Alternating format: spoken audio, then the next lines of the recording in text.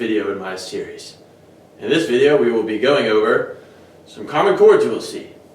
Not every chord, because there's a lot of chords, and a lot of chords you will almost never see. Okay, let's start with the most famous chord of all, similar to Rudolph in respect to reindeers. This would be the C major chord. This chord shows up all the time. So for this one, we're going to mute our top string with our thumb. We're going to put our ring finger on our A string, 3rd fret, our middle finger on our D string, 2nd fret. Our pointer finger goes down on our B string, 1st fret. And then our G string and our high E are open.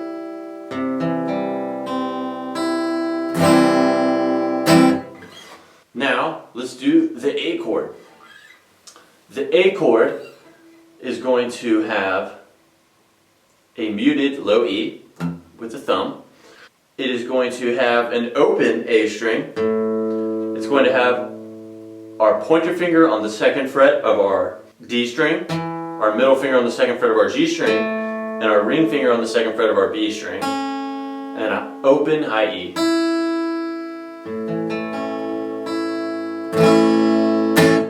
While we're on the A chord, let's go over the A minor chord.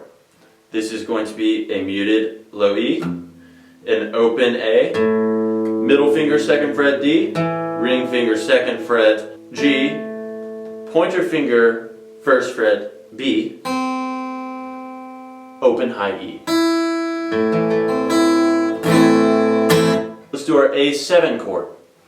It's going to be muted low E, open A, middle finger 2nd fret D, open G, ring finger 2nd fret B, open high E. So the same thing as the A chord, just an open B, or an open G. Let's go to our B chords. B chords are no fun. It's a bar. You're going to bar the 2nd fret with your index finger. And then you're going to go middle finger, 4th fret, D string, ring finger 4th fret of your G string, and your pinky 4th fret of the B string. And you don't want to play your low E. You want that muted.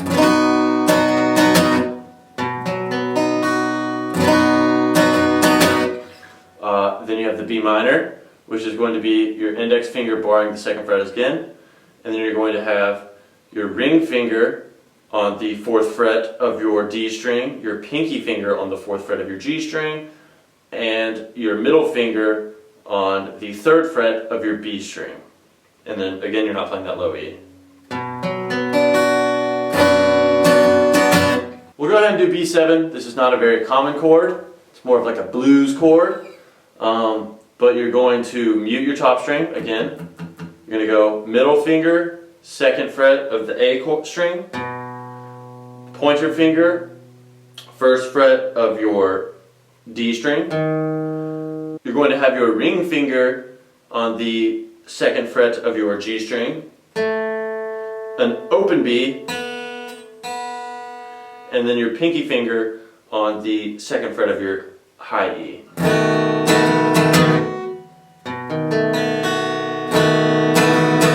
So, since we're throwing 7s in there, let's go back to C and do the C7. Make your C chord again, and then throw your pinky on the 3rd fret of your G string.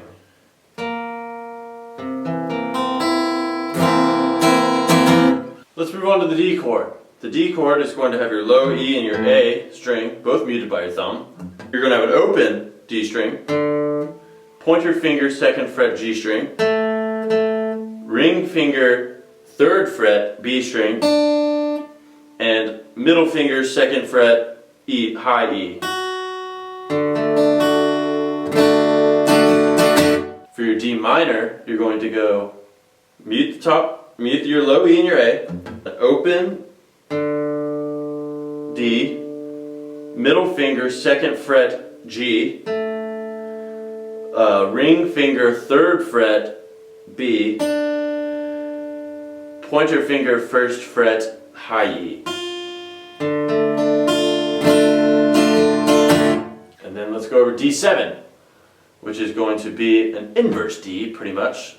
Muted, low E and A, open, D, middle finger on the second fret of your G string, pointer finger on the first fret of your B string, and then ring finger on the second fret of your high E. Let's hit our E's. These are very simple. You're going to play an open low E, a middle finger on the second fret of your A string, ring finger on the second fret of your D string, pointer finger on the first fret of your G string, and then an open B and an open high E.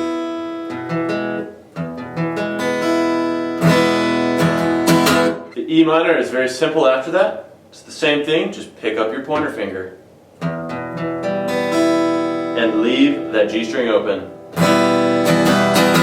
For E7, it's the same thing as your E, but this time you're picking up your ring finger and leaving your D string open. Let's go into Fs. We're just going to do the F major. This one is a little harder to play. It's a bar chord, similar to B's. You're going to bar the first fret with your index finger, ring finger on the third fret of your A string, pinky finger on the third fret of your D string, middle finger on the second fret of your G string, and then bar that first fret.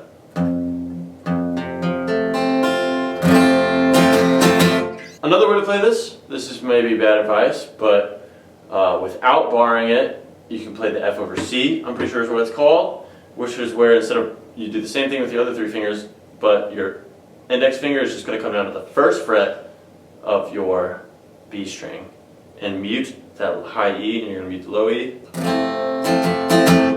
And it's similar enough that you can get by in most songs. Sounds really good, switching to a C, and it's super easy. So for the F minor, you're just going to pick up your middle finger.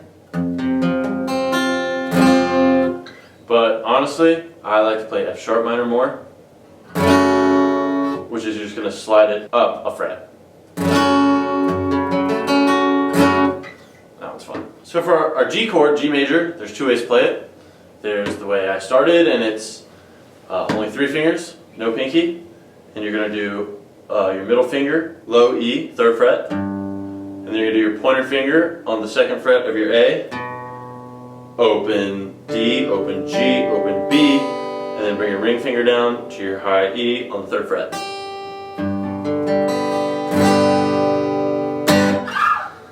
The second variation of this chord will move your, same thing, but you move your ring finger up to the third fret of your B string and put your pinky on the third fret of your high E.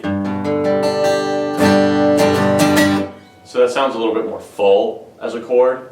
And honestly, play what's easier for you right now, practice the other one, and then when you get a little bit better, you can just pick which version you think sounds better for the song and is more aptly fit. So is that second variation? Here's the first variation. If you can hear the difference.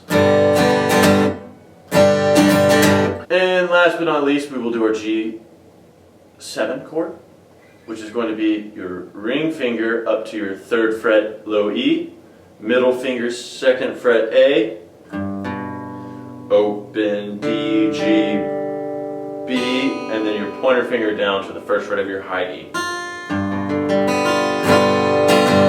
And honestly, that's all the chords we really need right now.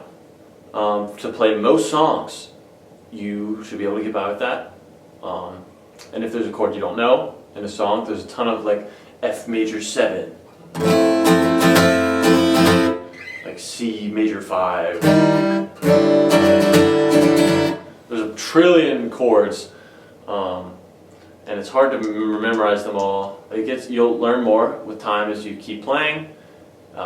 We'll add more and more chords to your arsenal and practice them and increase your ability to play songs. I would recommend that when you're practicing your chords, practice going in between them.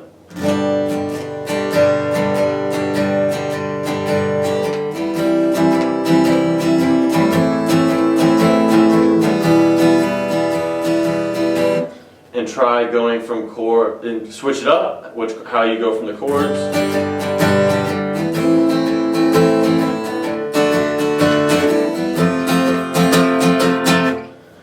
Just so you get used to switching in between them, so when you encounter a song, you're, oh, I know how to do this, I've done this before, I practice it. And then another piece of advice I would give is, when you are first playing and switching between chords, you should not, like say in a song, you're going from an E minor to a G major.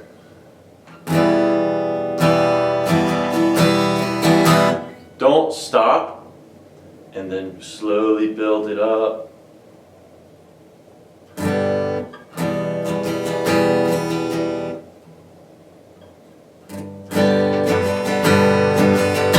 Totally ruins your flow. Just keep going. And if you have to strum it open a couple times, that's fine, because in a lot of songs, when they're switching in between chords, they'll strum it open.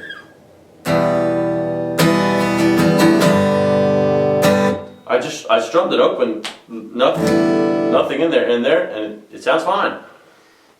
Sounds good. Some people recommend it. But really work on making a swift, sharp transition. And if you get there a little late, or if you miss the chords, that's fine. Just correct it and keep playing. And a lot of the times you'll end up hammering on, and it sounds cool. It adds more depth to the song. So if you want to go from a G to a C, almost all the time, I'm addicted to doing it,